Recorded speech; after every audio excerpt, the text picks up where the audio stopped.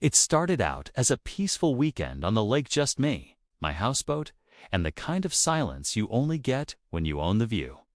But that calm didn't last long. A few hours after I docked, I noticed an unfamiliar SUV pull up near the shoreline. And out stepped a woman with a clipboard, a walkie-talkie, and the kind of energy that just screamed trouble.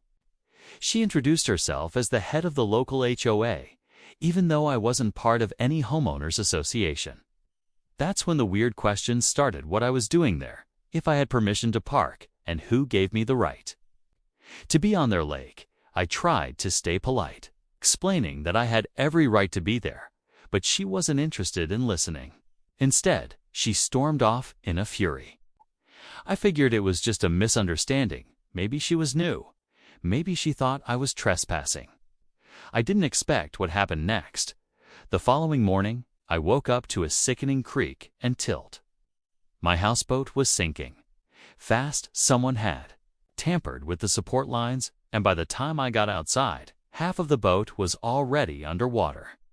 And as if that wasn't enough, guess who showed up with the cops? Clipboard in hand, smirking like she'd won a prize. She claimed I was illegally squatting and that she had reported me for unauthorized docking. But what she didn't know, what I was about to reveal, was that I wasn't just some guy with a houseboat. I was the legal landowner of the entire lake. Yeah, the whole lake. And her HOA, it was standing on my property. And that's where things really started to spiral. Because once the truth came out, so did the secrets they'd been hiding all along.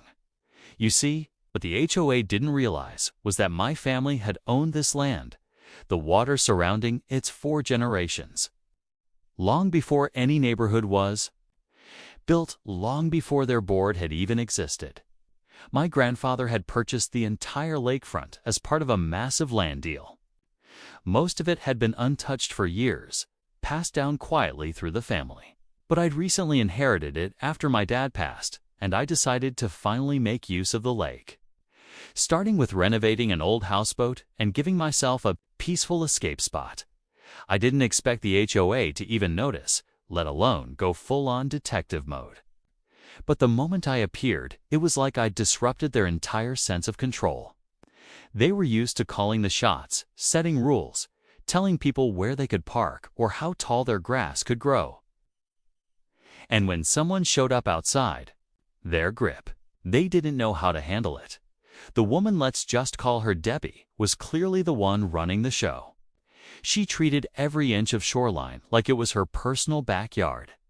The funny part is, I actually tried to avoid conflict. I kept quiet, cleaned up after myself, never threw parties or blasted music. But none of that mattered. The second she saw I didn't answer to her rules, I became the enemy. What really made things strange was how fast things escalated. I found out later this wasn't the first time she had gone after someone she thought didn't belong. Neighbors whispered about past incidents: kayakers getting ticketed, paddleboarders being harassed, even kids told to leave the dock for breaking HOA policy. But sinking a houseboat, that was a whole different level. And the worst part? I had a strong feeling this wasn't just about rules. Something deeper was going on, something they were desperate to keep hidden.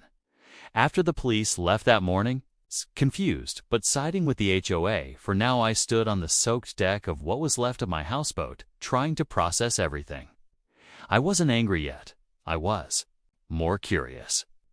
Something about the way Debbie acted didn't sit right. She wasn't just enforcing rules, she was trying to cover something up.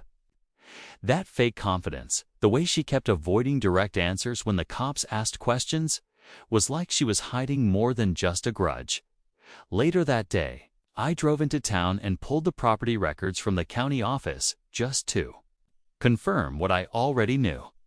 My family's name was still on the deed, not just for the lake bed, but for a strip of land that bordered the entire HOA development.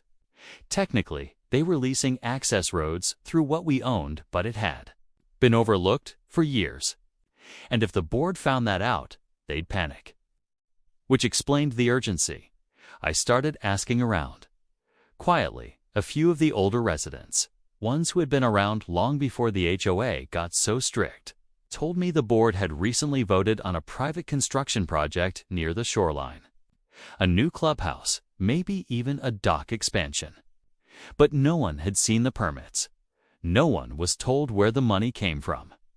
One man, Mr. Halford, even hinted that part of the lake had been drained a few months ago, something about testing the soil that would have required landowner approval. My approval back at the lake, I noticed something new to trail cameras hidden in the trees. They weren't mine.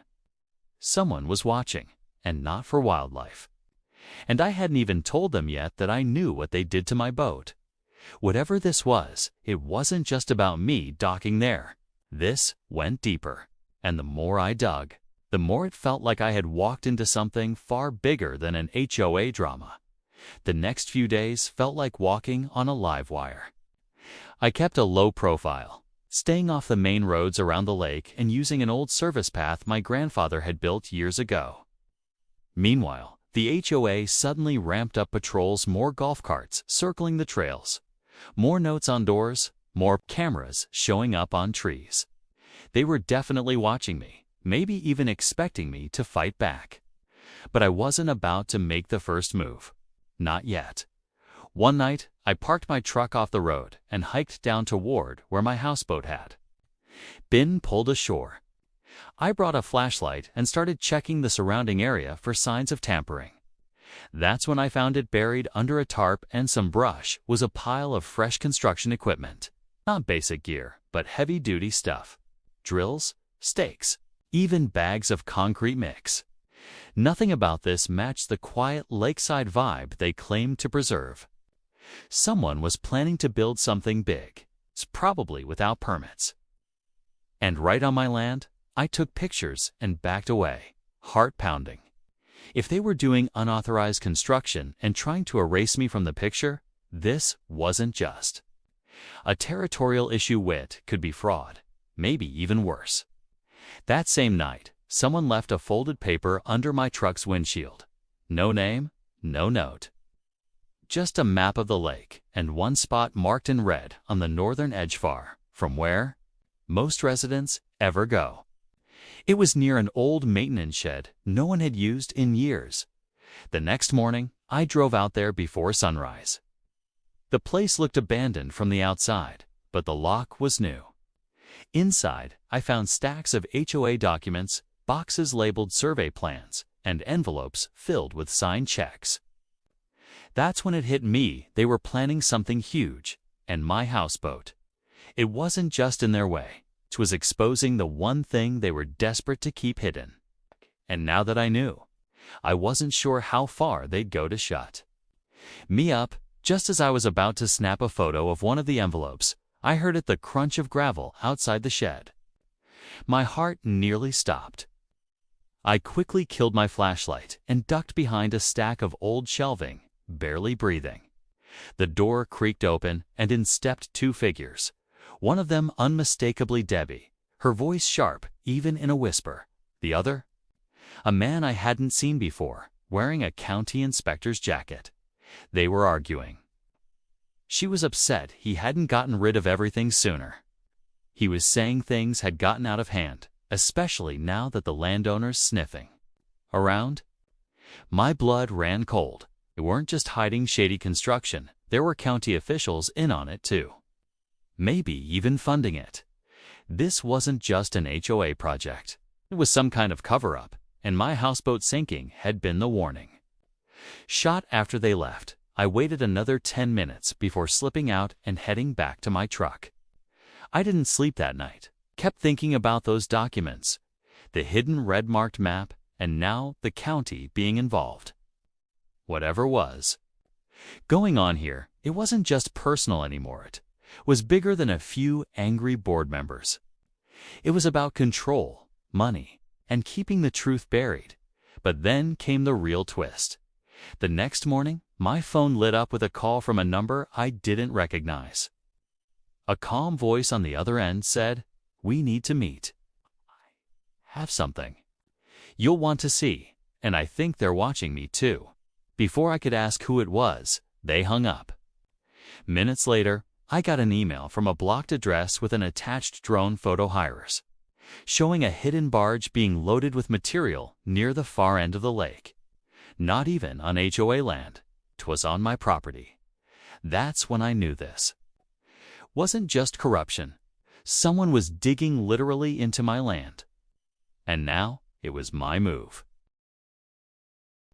I met the caller just after sundown at a quiet boat ramp on the edge of the lake, someone I never expected. His name was Tyler, a former HOA board member who had mysteriously resigned a few months earlier. He looked tired, paranoid even, glancing over his shoulder every few seconds. He handed me a flash drive and said, "Everything's on there. The real plan, the forged permits, the backdoor deals with the inspector. They were planning to build a private luxury retreat right in the middle of your lake."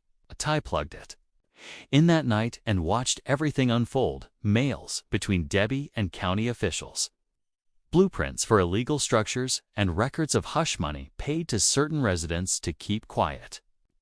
But the worst part, they knew I owned the land the whole time. They thought if they could intimidate me or make me disappear, they could rewrite the narrative. Armed with the proof, I called my attorney and arranged a formal meeting with local media, the county, and even the police. Within 48 hours, the story was everywhere. Local HOA caught in lakefront development scandal.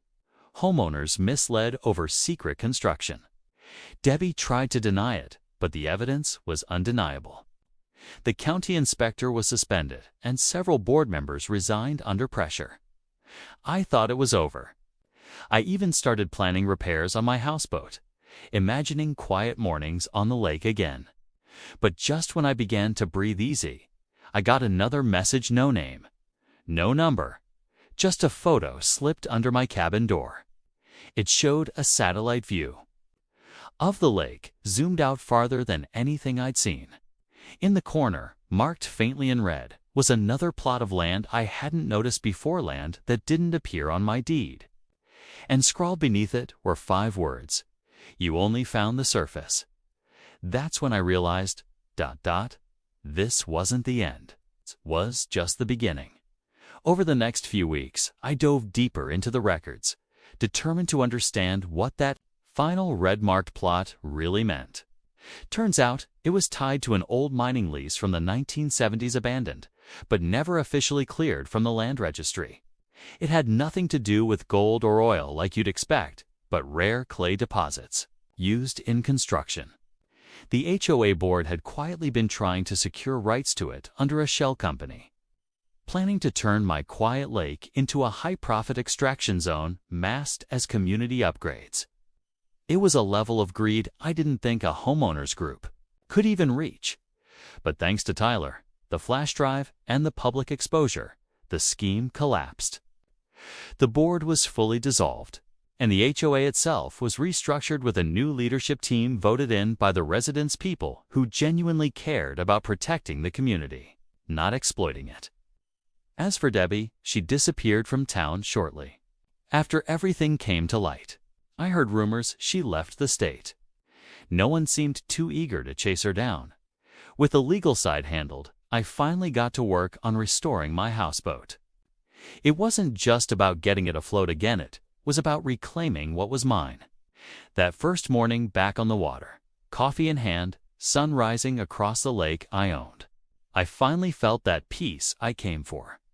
This story taught me something important, not just about property rights or shady politics, but about standing your ground when something doesn't feel right.